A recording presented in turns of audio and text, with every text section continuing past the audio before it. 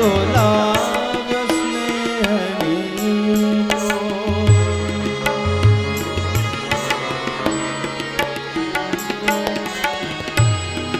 રેડીને લાગણીઓને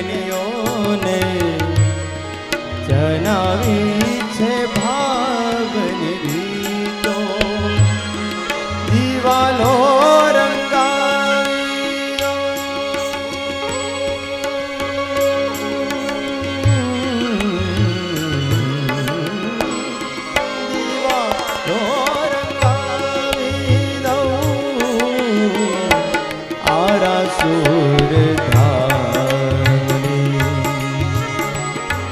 દરિયાઓ ફરકાવી દઉં અંબા તારા નામની હવેલી બંધાવી દઉં અંબા તારા નામની દરિયાઓ ફરકાવી દઉં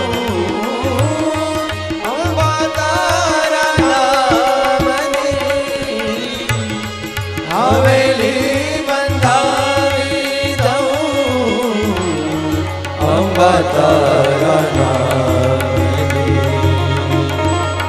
દરિયાઓ ફરકાવી દઉં અંબા તારા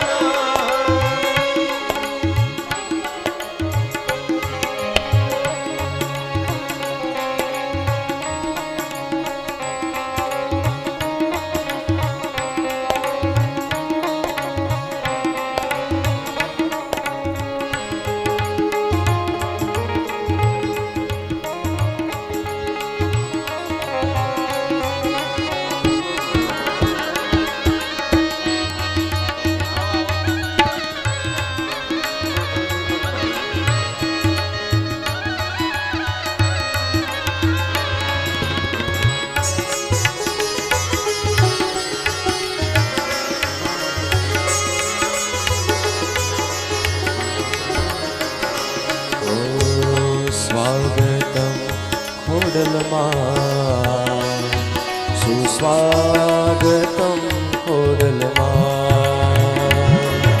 સ્વાગતમ ખોડલમાં સુસ્વાગતમ ખોડલમાં ઓ સ્વાગતમ સુસ્વાગતમ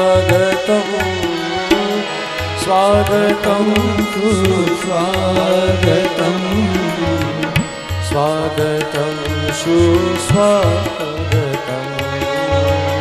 સ્વાગતમ સુસ્વાગતમ સ્વાગતમ અંબા સ્વાગતમ અંબા સ્વાગતમ અંબા સુસ્વાગતમ અંબા સ્વાગતમ અંબા સ્વાગતમ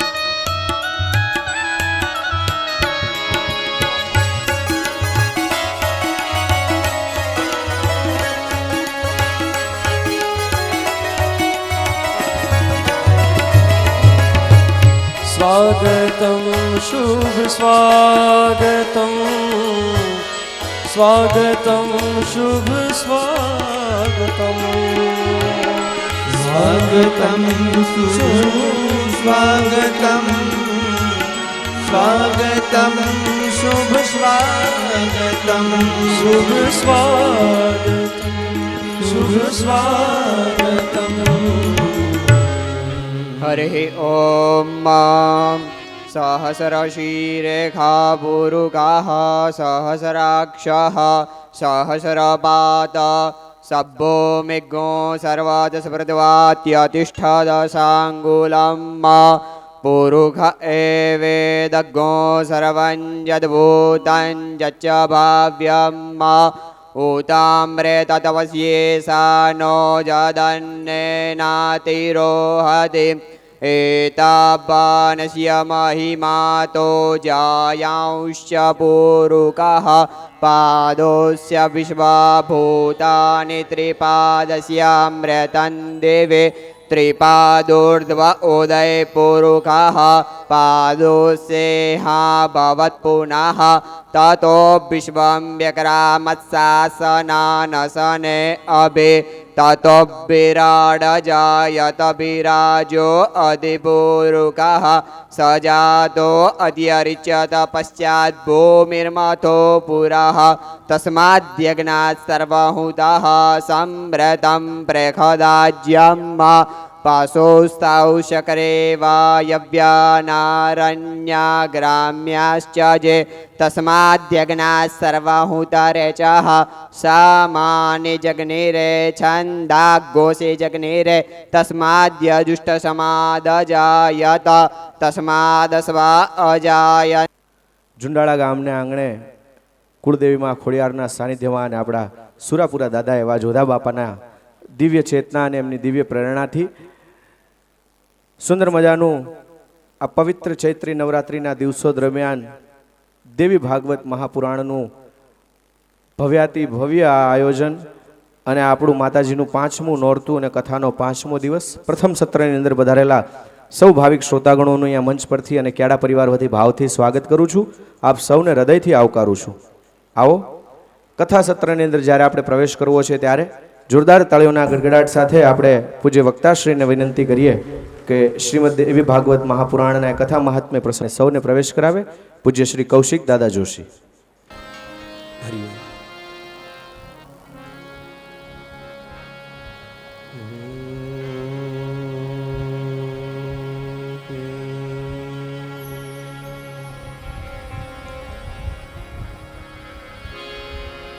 શ્રી ગણેશાય નમઃ.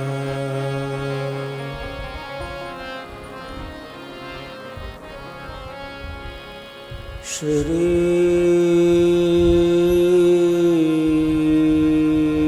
સરસ્વત્यै નમઃ.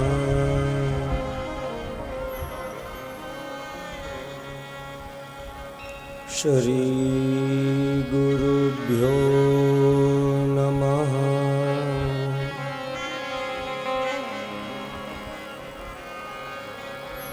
ઓમ નમો ભગવતે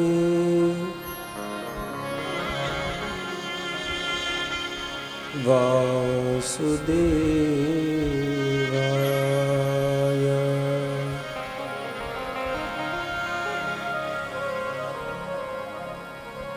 ઓમ ऐं ह्रीं क्लीं चामुण्डायै विद्यै नमः.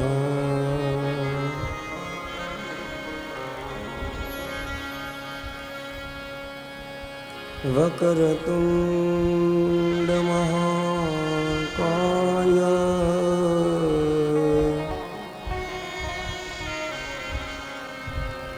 सूर्यकोटि समप्रभ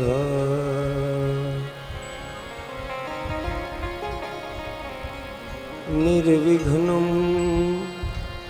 कुरु मे देव.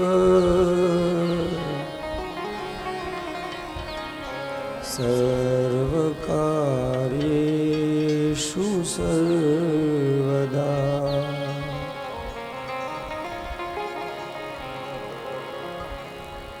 શરણાગત દીનાર્ત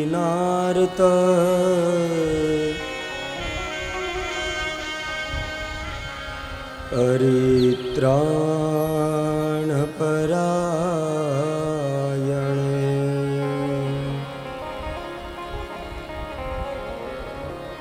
સર્વસ્યાતિ હરિર્દેવી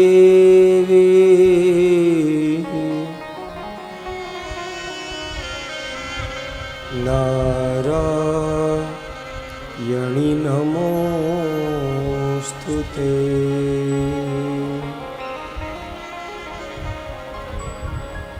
નારાયણં નમસ્કૃત્યં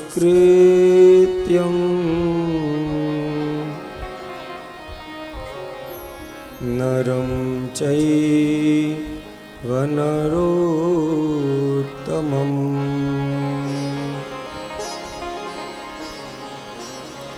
દેવીં સરસ્વતીં વ્યાસં તતો જયમુદીરયે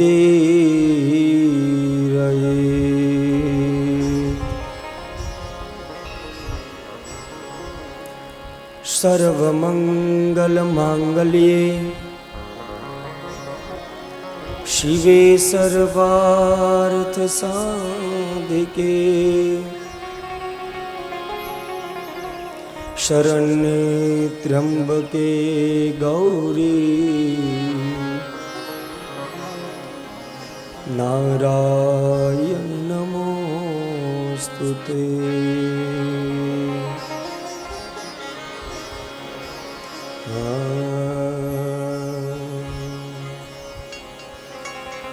નાગેન્દ્રહારા યત્રિલોચનાય ભસ્માંગરાગા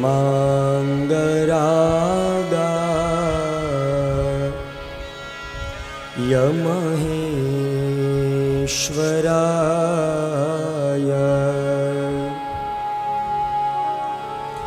નિત્યાય શુદ્ધા યદિગંબરાય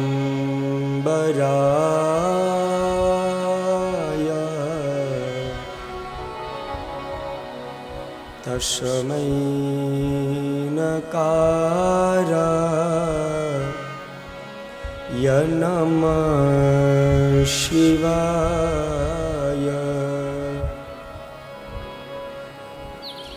નમામિ શમીશાન નિર્વાણરૂપમ વિભું વ્યાપકં બ્રહ્મવેદસ્વરૂપમ નિજં નિર્ગુણં નિર્વિકલ્પં નિરીહં ચિદાકાશમાકાશ વાસં ભજેહં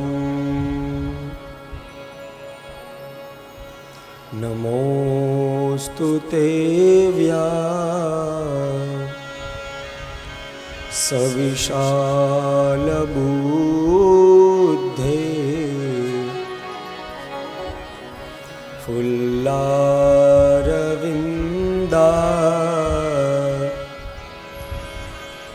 યતપત્રનેત્ર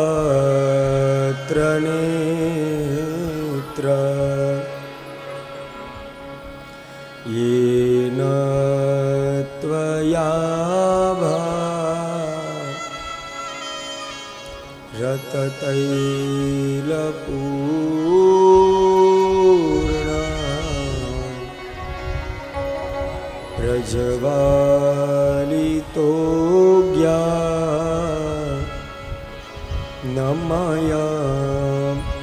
प्रदीप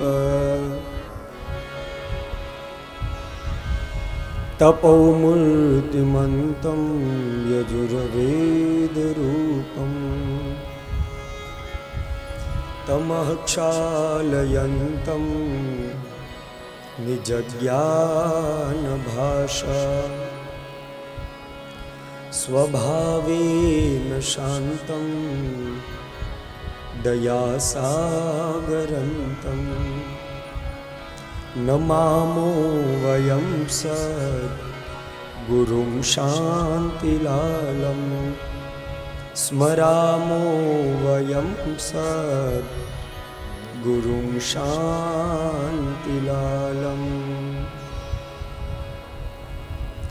आये हनुमंत बिराजिए कथा कहूँ मति अनुसार प्रेम सहित गादी धरू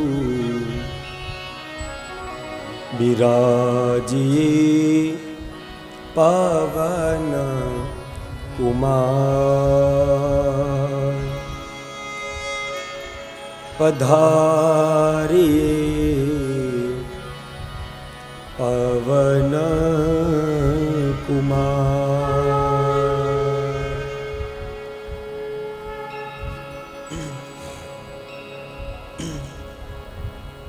आओ माँ अंबानी याद करिए। जय अम्बे बो ते मां कल्याण छे।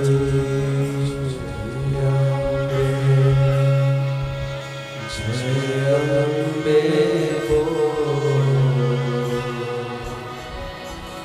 ते मां कल्याण छे।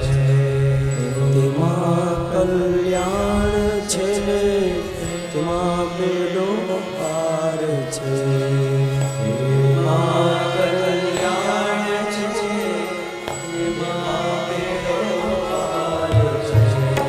माता पिता ने हाथ जोड़ माता कल्याण छे।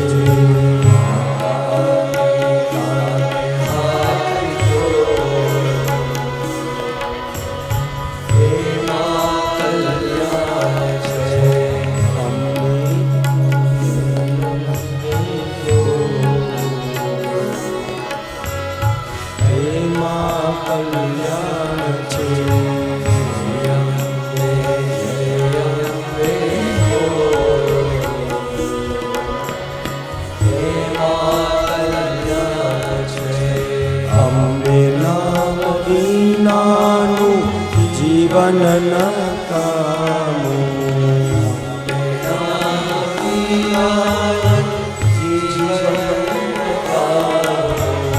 दुख सर्व जान छे सुख आवे सामो।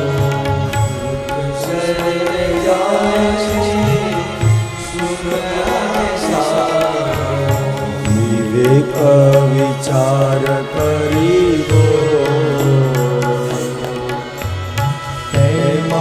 कल्याण छे।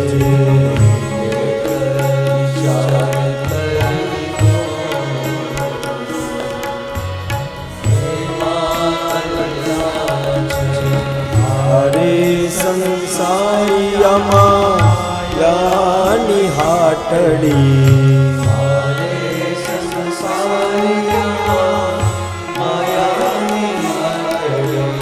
जड़ छे मायाने चेतन छे आत्मा।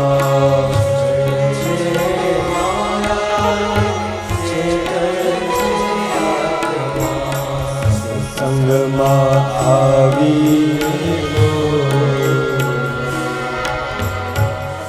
मां कल्याण छे।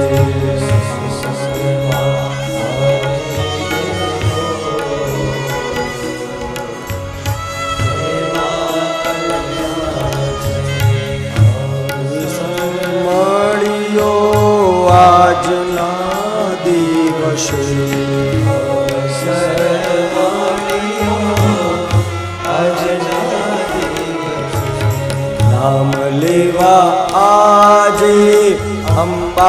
બોલાવે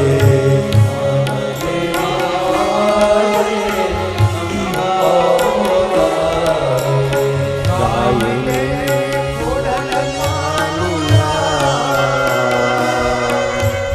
જપીને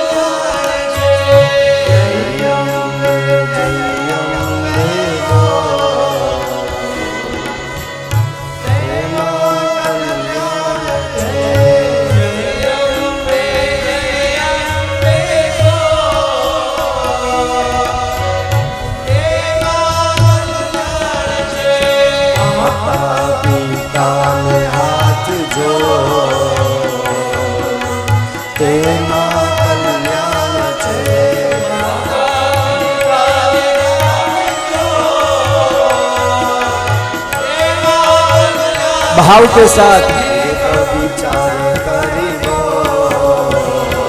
तेना कल्याण छे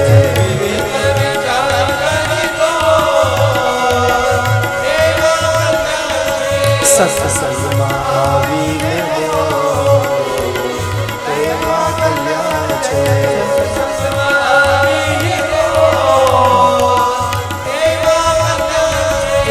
ગાયને ઓડવાનું તેના કલ્યાણ છે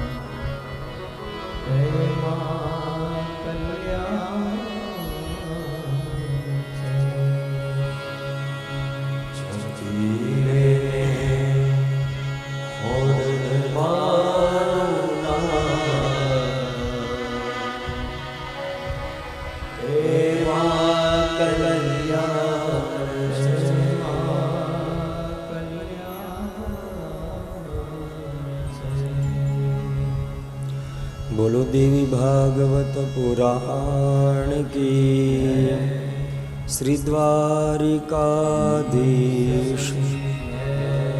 बालकृष्ण लाल की कुलदेवी मात की खोडियार मात की श्री बहुचर माँ काशी विश्वनाथ महादेव की सुरापुरा दादानी रामचंद्र भगवान श्री हनुमान जी महाराज पितृनारायण देव की सदगुरु देव की अपने मात पिता प्रेम से बोलो नमः पार्वती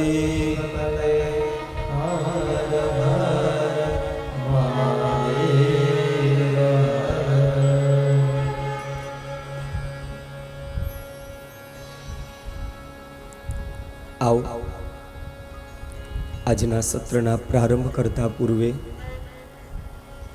એ મઢની અંદર બિરાજમાન કુળદેવી ખોડિયારમાં, મા બહુચરમાં અને આપણા સુરાપુરા દાદાના ચરણમાં આજનું પુષ્પ મૂકી અને આજના સત્રની આપણે શરૂઆત કરીએ. આવો મા ભવાની અષ્ટકનો પાઠ કરી અને કથાની અંદર પ્રવેશ કરીએ. ન તાતો ન માતા ન બંધુલ ન દાતા ન પુત્રો ન પુત્રી ન ભૃત્યો ન ભર્તા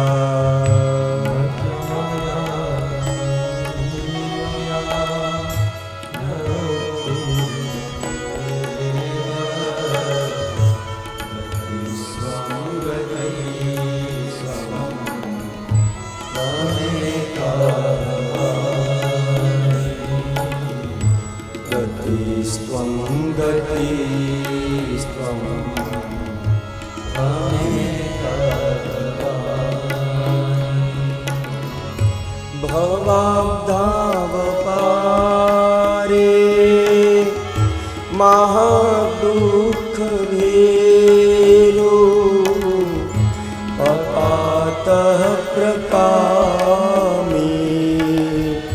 પ્રલોભી પ્રમા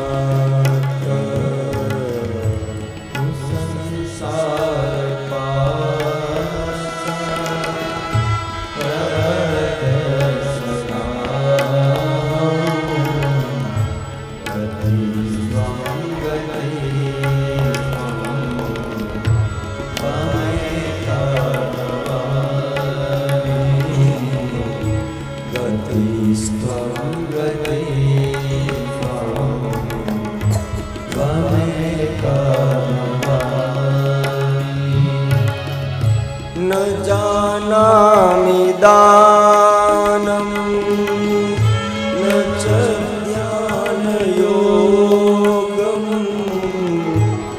ન જાનામિ તંત્રમ ન ચ સ્તોત્ર મંત્રમ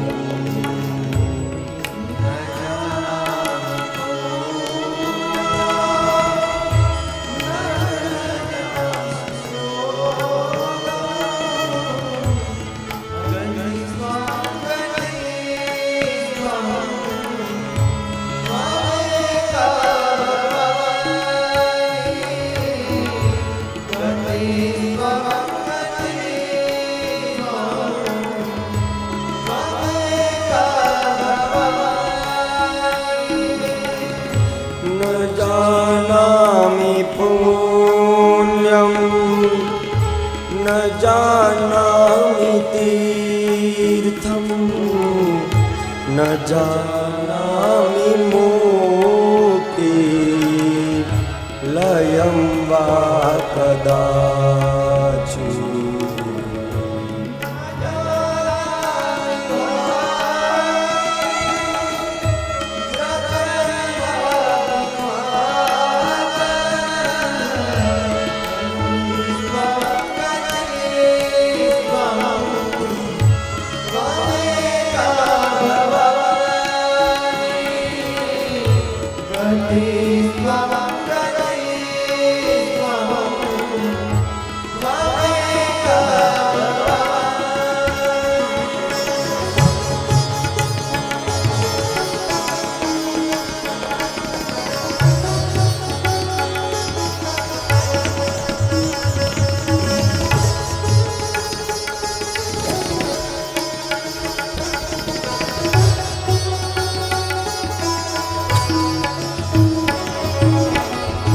कुकर्मी कुसंगी कुबुद्धि कुदास कुलाचारहीन कदाचार लीला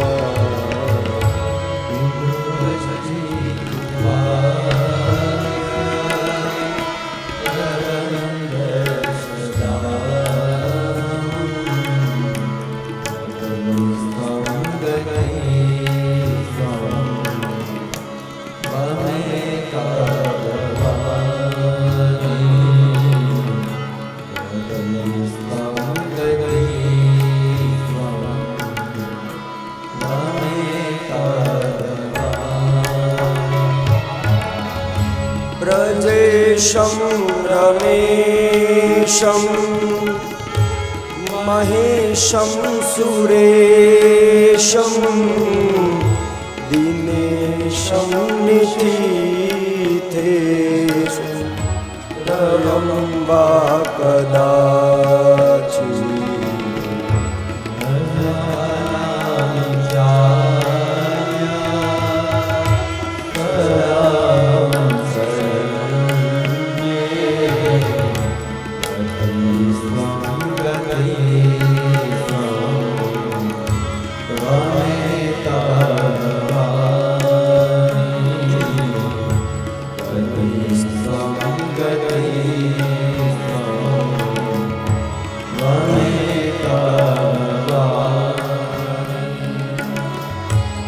विवादे विषादे प्रमादे प्रवासे चले चानले पर वते शत्रुमाते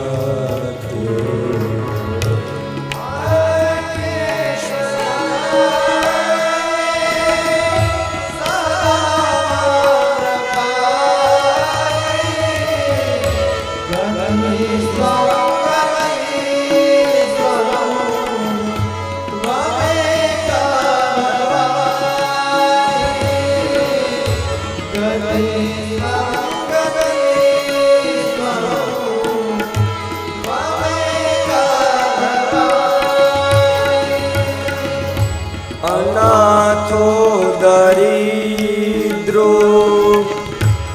जरारोगयुक्तो महाक्षीणदीन सदाचार्यवक्त्र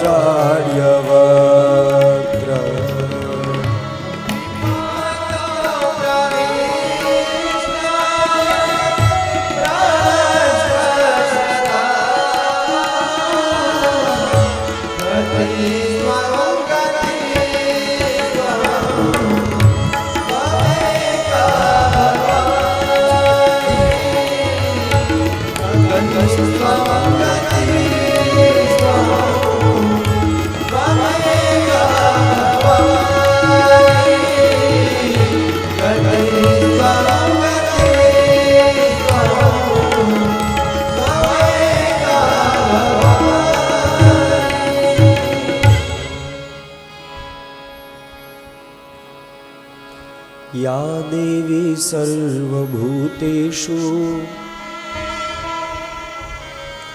शक्तिरूपेण संस्थिता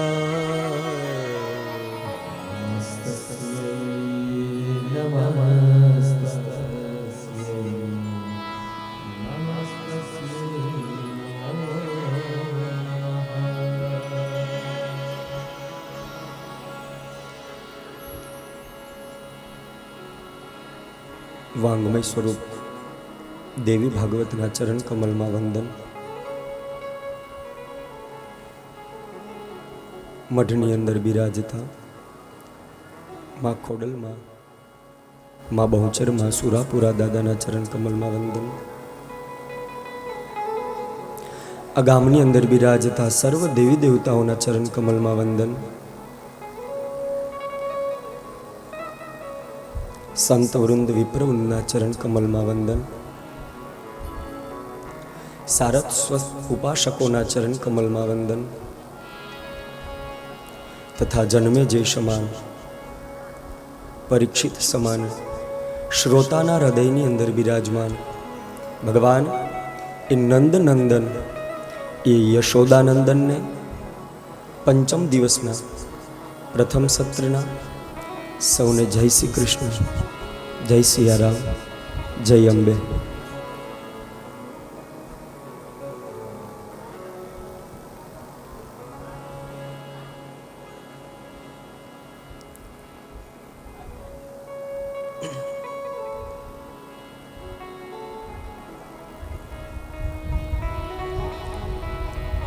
જે ગ્રંથના આશ્રયમાં બેઠા છીએ એ ગ્રંથ એટલે શ્રીમદ દેવી ભાગવત.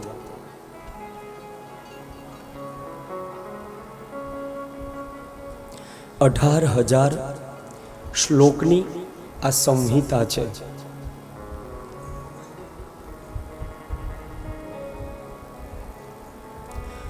આ ગ્રંથની સારસ્વત કલ્પમાં રચના થઈ છે. આ ગ્રંથની અંદર 12 એટલે કે 12 સ્કંધ છે. 18,000 શ્લોક રૂપી આના પાંદડા છે.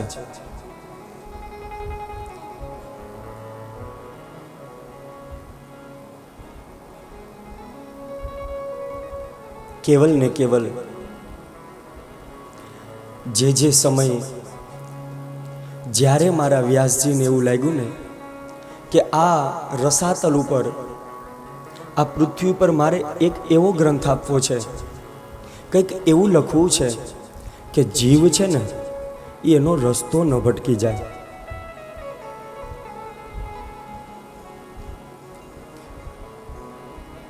મારા વ્યાસજીએ 18 પુરાણો લખ્યા. વાલા વૈષ્ણવો,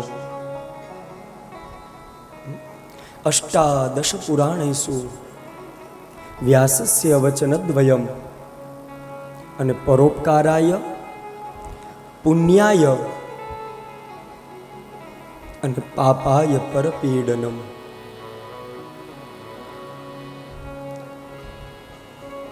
આપણે છે ને એ બહુ પામર માણસ છીએ અને પણ અમે કળિયુગના. આપણામાં હું આવે, આમાં મમત્વપણું આવે, આ મારું છે એવું પણ ભાવ જાગે. તો એની મહાપુરુષો એટલા માટે અન્ય ગ્રંથનો આશ્રય લેવાનું કીધું છે. દિન પ્રતિદિન જીવનમાં જો ભક્તો રોજ એકને એક ભોજન મળે ને તો પછી આ જીભને પણ એ સ્વાદ પછી ગમતો નથી. એમ મારા વ્યાસજીને ખબર હતી કે આ કલિકાલના માનવી છે ને એ એક વસ્તુથી સંતોષ નહીં થાય. ખાલી વિચાર કરો કે વ્યાસજીએ આ વેદોનો વિસ્તાર કરી અને આ 18 પુરાણ લખ્યા. એક જ પુરાણની અંદર 18 પુરાણનો સાર આપી દીધો હોત તો કેટલી વાર આપણે સાંભળત, કેટલી વાર વાંચત. પાછું એમાં પણ ભિન્ન તો બતાવ્યું, પ્રમાણો તો કલ્પભેદના બતાવ્યા, પણ કેવી મહાનતા બતાવી મારા વ્યાસજીએ. તુંડે તુંડે મતિર ભિન્ના, તુંડે તુંડે મતિર ભિન્ના, કુંડે કુંડે નવમ પયઃ, મુખે મુખે નવા વાણી, જાતા કુલાચારો નવે નવે. તુંડે તુંડે મતિર ભિન્ના. મારા વ્યાસજીને ખબર હતી કે આ જેટલા માથા છે ને એટલા વિચાર હશે. કોઈને કૃષ્ણમાં પ્રેમ થાય તો કોઈને મા અંબામાં પ્રેમ થશે. કદાચ એ આદિ અને અનંત, કદાચ કોઈને કાશી વિશ્વનાથમાં પ્રેમ થશે, કોઈકને નરમાં પ્રેમ થશે તો કોઈકને નારાયણમાં પ્રેમ થશે. એટલે તુંડે તુંડે મતિર ભિન્ના અને કુંડે કુંડે નવમ પયઃ. એક સરખું જો પાણી નથી, ઝુંડાળામાં પાણી પીએ, પછી અહીંથી કદાચ 150-200 કિલોમીટર આગળ જતા રહીએ, ત્યાં જઈને પાણી પીએ. સ્વાદ ને બધું અલગ અલગ છે. આપણા નિત્ય જીવનમાં આપણા વિચારો એક સરખા નથી રહેતા. તો આ તો વ્યાસ છે. અને મેં પહેલાં પણ પૂર્વે આપને કીધેલું છે કે વ્યાસ એટલે ખાલી પારાશરના દીકરા એ વ્યાસ તરીકે ન જોશો. વ્યાસ એટલે સંસ્કૃતમાં વ્યાસને વિસ્તાર કીધો છે. વ્યાસ અર્થાત પ્રતિદિનમ યહ વિસ્તારયતિ. જેનો રોજ તમે એ મંત્ર વાંચો, એ ભાગવતજીનો કે દેવી ભાગવતનો શ્લોક વાંચો, અને વાલા ભક્તો એ શ્લોકમાંથી રોજ તમને કંઈક નવો અર્થ મળે ને, એ મારા વ્યાસ છે. પ્રતિદિન તમને રોજ નવો સાર મળે. આ એવો ગ્રંથ છે. આમાં તો સારો ગોવાળિયો જોઈએ, દોવાવાળો. બાકી આમાંથી દૂધ અને માખણ ખૂટે એમ જ નથી. આજ પીઠિકા ઉપર બેસતા પહેલા અમે નક્કી કર્યું હોય કે અહીંયા આટલું બોલવું છે, પણ આ પીઠિકા ઉપર બેસી જઈએ ને પછી તો મારીમાં અંબાની ઈચ્છા હોય ને એ જ બોલી શકાય છે. આ પણ અમારો એક અનુભવ છે. લવલેશ માત્ર આપણું કંઈ જ આ જગતમાં ચાલતું નથી. અને એટલે વ્યાસજીએ કીધું કે યસ્ય, અને ખાલી સાંભળવાથી કદાચ સમય ન હોય, ન વાંચી શકીએ, પણ આવા સરસ ગામની અંદર આવો પરિવાર ભેગો થઈ અને જો ચૈત્ર નવરાત્રિમાં આવો ગ્રંથ વંચાતો હોય અને એને એકમાત્ર શબ્દ, શ્લોક કે કથા સાંભળી લઈએ ને તો ભુક્તિમ ચ મુક્તિમ, આ જીવનની અંદર તમને મુક્તિ ને ભુક્તિ બંને આપી શકે એવો એકમાત્ર ગ્રંથ એટલે દેવી ભાગવત છે.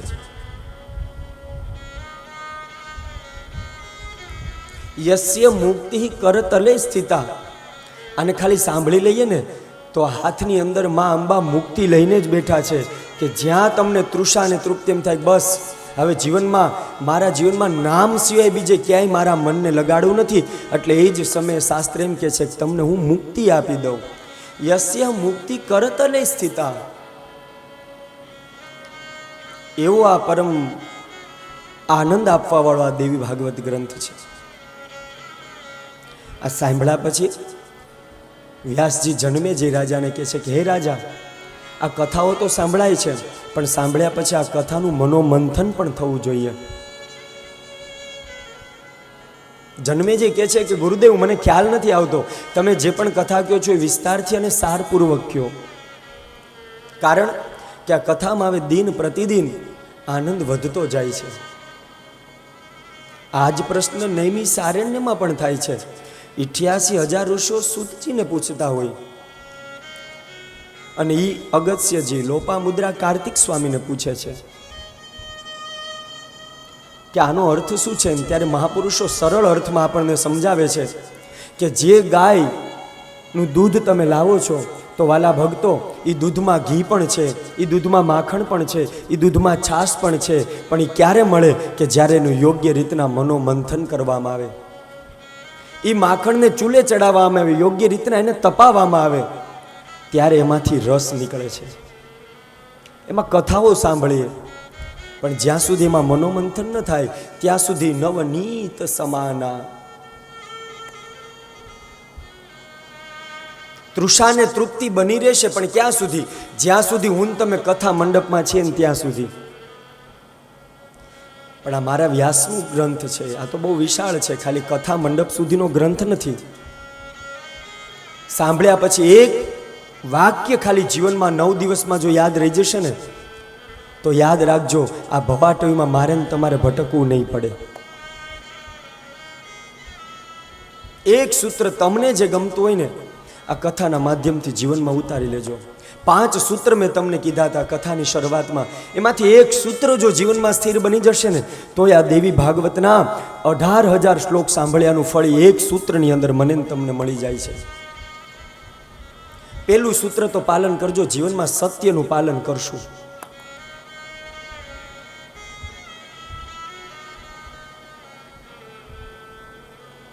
આ પુરાણ બહુ વિશાળ છે અને આ કથાની અંદર કેટલો આનંદ છે એ ગઈકાલના સત્રમાં મેં તમે જોયો. એક પછી એક દિવ્ય જન્મે જે પ્રશ્ન પૂછતા જાય, વ્યાસજી એનો ઉત્તર આપે.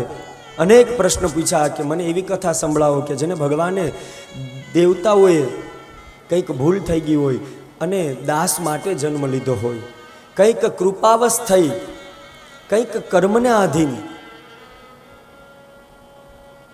બ્રહ્માજીથી નાનકડી ભૂલ થઈ, એ કીડો ઉત્પન્ન કર્યો અને એને પ્રત્યંચા તોડી નાખી, ભગવાનનું મસ્તક કપાણું, બધાને દુઃખ થયું, અંબા પ્રસન્ન થયા. ચિંતા ન કરો દેવતાઓ, આ મારી ઈચ્છાથી જ જગતમાં બધું થાય છે. બ્રહ્માજી તમારી ભૂલ આમાં છે જ નહીં, મારી ઈચ્છા ન હોત ને તો આમાં કંઈ ના થાત. એ ભગવાનને નિંદ્રા આવી ને, એ નિંદ્રા રૂપી વિષ્ણુ ભગવાનના શરીરમાં મા અંબા દેવી ભાગવતમાં કહે છે કે એ વિષ્ણુ ભગવાનના શરીરમાં એ વિગ્રહ રૂપી જે ભગવાનનું શરીર છે એમાં નિંદ્રા દેવી રૂપે પણ હું હતી ને, એટલા માટે ભગવાનને આરામ કરવાનો વિચાર આવ્યો. કદાચ ગમે એવો કરોડો રૂપિયાનો આપણે પલંગ ઘરમાં બનાવી શકીએ, પણ મા અંબાની જો ઈચ્છા ન હોય ને આખી રાત્રિમાં પડખા ફરે પણ એ ઊંઘ ન આવે, કારણ એની ઈચ્છા નથી. એટલા માટે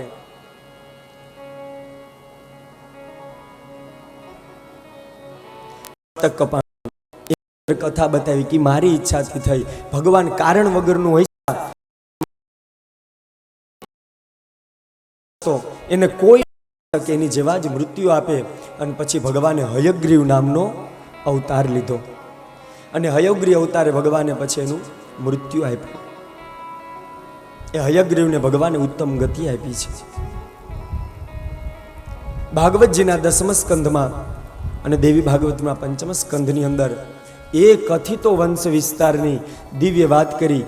આવો ફરીથી આપણે એ કથાની અંદર પ્રવેશ કરીએ, કારણ કે ગઈકાલે તમારો આનંદ એટલો બધો હતો. તમારું મન છે, તમારા મનના ઘોડાઓ છે, એ ભગવાન કૃષ્ણ રૂપી સારથીને શોધતા હતા. એટલા માટે જે કથાનો સાર છે એ બધું બાકી રહી ગયો. આવો ફરીથી એ કૃષ્ણ રસને આપણે આનંદ કરીએ. આમ તો છે ને, જો ભાગવત કથામાં એવું લખ્યું છે, દેવી ભાગવતમાં તો બહુ સંક્ષિપ્ત છે કૃષ્ણની કથા, પણ ભાગવતમાં કીધું છે કે ભગવાનનો જન્મ ક્યારે થયો? 8મના દિવસે રાત્રે 12 વાગે. હવે 12 વાગે તો બધા સૂતા હતા. એ તો આપણે ઝુંડાળામાં એ બેનનો સરસ મજાનો સંતવાણી લોક ડાયરાનો આનંદ કરતા હતા, પણ એ સાક્ષાત ગોકુળમાં તો બધા આરામ કરતા હતા. પછી નંદ ઉત્સવ છે ને, એ 9મના દિવસે સવારે થયો હતો. પણ તમારે એટલી બધી ઈચ્છા હતી કે 8મના દિવસે જ આપણે નંદ ઉત્સવ કરી લીધો. આવો ફરીથી એ શ્રીમદ ભાગવતની કથા, જે 10મ સ્કંધમાં કૃષ્ણ કથા, એ દેવી ભાગવતમાં કંઈક નાના નાના રહસ્યની સાથે જન્મે જઈને સમજાવવા માટે મારા વ્યાસજી આ કથા કહે છે. દિવ્ય શ્લોક ગાન કરી અને કથાની અંદર પ્રવેશ કરીએ. સત્યવ્રતમ સત્યપરમ ત્રિસત્યમ સત્યસ્ય યોનિ નિહિતમ ચ સત્યમ સત્યસ્ય સત્યમ સત્યનેત્રમ સત્યાત્મકમ ત્વામ શરણં પ્રપન્ના કથિતો વંશ વિસ્તાર્ય ભવતા સોમસૂર્યયો રાજ્ઞઃ ચોભયં વંશ્યાનાં ચરિતં પરમાદ્ભુતમ. અનેક પ્રકારના પ્રશ્ન પૂછી અને ભગવાને એકમાત્ર કીધું કે જ્યારે આ પૃથ્વી ઉપર પાપ વધે ને, ત્યારે હું જન્મ લઈ અને અવતાર ધારણ કરું છું. પરિત્રાણાય સાધૂનામ વિનાશાય ચ દુષ્કૃતામ ધર્મ સંસ્થાપનાથાય સંભવામિ યુગે યુગે. કૃષ્ણાય વાસુદેવાય હરયે પરમાત્મને પ્રણતઃ ક્લેશનાશાય શ્રીકૃષ્ણાય વયં નુમઃ.